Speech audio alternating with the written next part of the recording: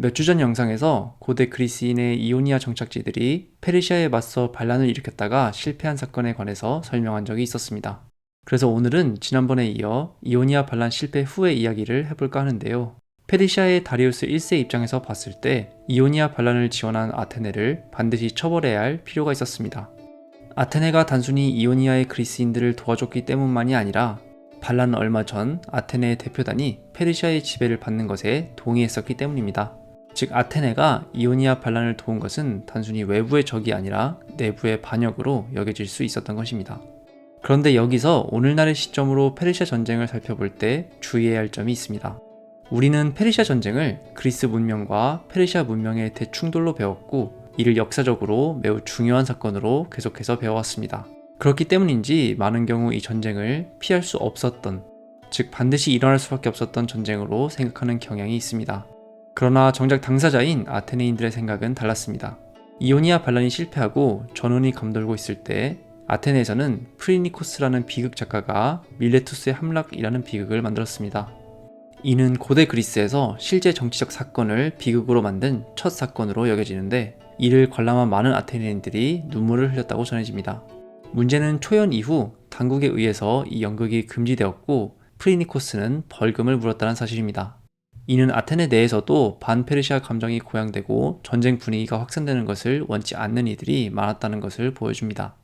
바다를 이용한 한 차례의 공격이 폭풍으로 좌절된 이후 전쟁을 다시 준비한 다리우스 1세는 곧 그리스의 전 도시들의 사신을 보내 항복의 상징으로 흙과 물을 바치라고 명령합니다. 사실 이오니아 반란을 지원한 것은 아테네였고 스파르타와 같은 대부분의 나머지 도시들은 지원을 거부했었기 때문에 아테네뿐만 아니라 모든 도시의 사신을 보낸 것이 다소 의아할 수도 있습니다. 현대 역사학자들은 다리우스 1세가 이를 통해 그리스 내부의 분란을 야기하고 전쟁을 원하지 않는 다른 도시들로부터 아테네를 정치적으로 고립시키고자 했다고 해석합니다. 실제로 많은 도시들이 페르시아 요구대로 흙과 물을 바치기도 했으니 이를 보면 페르시아 전쟁 당시 그리스의 도시 국가들이 내부적으로 복잡한 상황에 처해 있었다는 것을 엿볼 수 있습니다. 어쨌든 약 2만 명으로 구성된 군대는 사모스 섬과 낙소스 섬을 거쳐 그리스 내륙인 에레트리아를 공격하기 시작했습니다. 아테네는 에레트리아에게 어떠한 지원도 해주지 않았고 결국 이 지역은 일주일 만에 페르시아에 의해 함락되었습니다. 며칠 후 페르시아 군대는 마라톤으로 항해한 후 그곳에 상륙했습니다. 아테네의 지도자들은 페르시아의 군대에 맞서 어떻게 싸울지 한참 동안 논쟁을 벌이다가 결국 마라톤 지역에서 결전을 벌이기로 결론을 내린 상황이었습니다. 그런데 기원전 490년 벌어진 이 전투에 대해서는 전적으로 헤로도토스의 기록에 의존할 수밖에 없지만 헤로도토스 본인도 수십 년 후에 여러 증언과 다른 이들의 기억에 기반해서 기록을 남겼기 때문에 이를 있는 그대로 받아들이기는 어렵습니다. 어쨌든 기록에 따르면 아테네는 스파르타 지원군이 도착하기 전에 공격을 시작했는데 당시 스파르타는 보름달이 차기 전에 군대를 파병하면 불길하다는 이유로 도착이 늦어지고 있던 상황이었습니다. 스파르타군은 전투가 시작되고 승패가 어느 정도 결정되고 나서야 도착했지만 그럼에도 불구하고 아테네는 결과적으로 페르시아군을 육지에서 밀어내는 데 성공했습니다. 그러나 약 200척으로 추정되는 페르시아 배 중 단 7척만을 뺏어오는 데 성공했다는 점에서 페르시아의 피해도 아주 크지는 않았을 것이라는 점을 추정할 수 있습니다. 페르시아군은 다른 지역에 다시 상륙하려고 시도했지만 성과를 거두지 못하고 본국으로 돌아갔습니다. 여기에는 페르시아가 애초 기대한 것과는 달리 그리스 다른 도시들의 호응이 없었다는 점도 주요하게 작용했습니다. 마라톤 전투 자체의 양상에 대해서 정확하게 재현하기는 어렵지만 그럼에도 불구하고 이 전투와 관련해서 한 가지 분명한 사실은 있습니다. 바로 현재 스포츠로서 마라톤의 기원이 되는 이른바 마라톤에서 아테네까지 승전보를 전했다는 병사의 이야기가 허구라는 것입니다. 사실 근대 이후 마라톤 전투는 유럽인들 사이에서 야만의 페르시아로부터 그리스 문명을 지킨 결정적인 전투로 항상 꼽혀왔습니다. 독일의 철학자 헤르더만이 거의 유일한 예외였는데 그는 페르시아가 전투에서 승리했을지라도 그리스에서 오래 버티지 못했을 것이라고 믿었습니다. 이에 반해 헤겔과 같은 대표적인 근대 철학자들은 교양과 정신의 힘을 구원하고 아시아적 원리의 힘을 무력화한 전투로서 마라톤 전투를 칭송했습니다. 한 전쟁사학자는 역사를 전투의 연속으로 파악한다면 마라톤 전투는 유럽의 첫 울음소리에 해당한다고 말할 정도였습니다. 이런 중요한 사건을 기념하기 위해 유럽에서는 19세기 말부터 스포츠의 일종으로서 마라톤이 활용되기 시작했습니다. 그런데 방금 말했다시피 한 병사가 마라톤에서 아테네까지 달려 승전보를 전했다는 이야기는 허구일 확률이 매우 높습니다. 우선 페르시아 전쟁과 관련해 가장 중요한 자료를 제공하는 헤로도토스 본인이 이와 관련된 이야기를 하고 있지 않습니다. 마라톤의 병사와 관련된 가장 오래된 기록은 기원 후 2세기의 두 기록인데 이때는 이미 마라톤 전투가 벌어진 지 600년이 넘는 시간이 지난 후였습니다.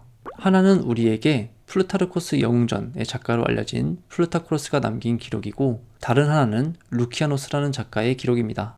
그러나 플루타르코스의 기록에서도 마라톤은 그의 중요한 저작인 영웅전에서 언급되는 것이 아니라 그가 한참 어릴 때 쓴 다른 신뢰도가 떨어지는 글에서 언급됩니다.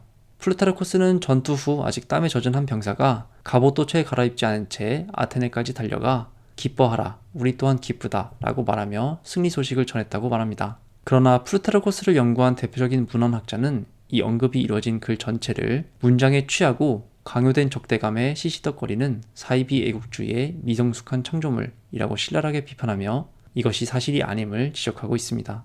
플루타르코스는 자신이 하는 이야기가 두 가지 경로를 통해 전해져 오고 있다고 말합니다. 하나는 플라톤의 제자로 있었던 헤리클리데스 폰티쿠스라는 철학자가 이를 언급했다는 이야기이고 다른 하나는 구체적인 이름 없이 다수의 사람들에 의해 이어져 오고 있다고 말합니다. 한편 플루타르코스가 말하는 두 가지 전승 그리고 루키아노스의 또 다른 기록 이 세 가지 버전에 등장하는 병사의 이름도 모두 다르고 이들이 아테네에서 구체적으로 승전 소식을 알리는 장소도 다릅니다. 기뻐하라, 우리 또한 기쁘다. 우리가 승리한다와 같이 병사가 남긴 말 또한 다르게 기록되어 있는데 현재 우리에게 가장 잘 알려진 우리가 승리했다, 기뻐하라는 우리가 승리한다의 현재형 시제의 불편함을 느낀 근대 이후의 한 교사가 수정하면서야 퍼지게 된 버전입니다. 한편 마라톤 전투가 벌어진 장소에서 아테네까지의 거리는 30km가 채 안 됐습니다. 1896년 아테네에서 최초의 근대 올림픽이 열렸을 때 약 40km에 달하는 전령의 원래 코스가 발견되어 이를 따라 달리기가 이루어졌습니다. 두 번째와 세 번째 마라톤에서는 40에서 43km 사이의 거리로 시합이 이루어졌고 1908년 런던에서 열린 네 번째 올림픽에 이르러서야 지금과 마찬가지로 42.19km 루트가 정해졌습니다. 42.19km라는 거리는 이후 1921년 세계 육상연맹에 의해서 마라톤 대회의 공식적인 거리로 완전히 확정되었습니다. 이처럼 마라톤은 대부분의 현대인들이 고대 그리스와 페르시아 사이의 전쟁에서 가장 대표적으로 알고 있는 전투가 되었지만 정작 더 중요한 전투들은 아직 시작되지 않았습니다. 그리고 이 미래의 전투들이야말로 고대 그리스의 운명을 결정지을 예정이었습니다.